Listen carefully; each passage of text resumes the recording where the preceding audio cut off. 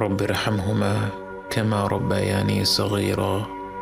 হে আমাদের রব, তাদের দুজনের প্রতি রহমত প্রদর্শন করুন যেভাবে তারা শৈশবে আমাকে লালন পালন করেছেন।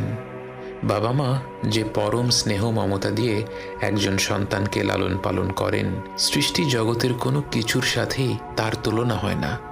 এই মমতায় কোনো স্বার্থ নেই, নেই কোনো শর্ত। যখন আমরা আল্লাহর কাছে বাবা মায়ের জন্য দোয়া করি, আমরা পৃথিবীর পবিত্রতম মমতার কথা উল্লেখ করে রব্বুল আলামিনকে বলি, আমার রব, আপনি এইভাবেই তাদের উপর রহম করুন। বাবা মায়ের জন্য এই দোয়াটি পবিত্র কোরআনের মাধ্যমে আল্লাহই আমাদের শিখিয়েছেন। অথচ আমরা যদি শুধু বলতাম রব্বিরহামহুমা, এটাও একটা সম্পূর্ণ দোয়া।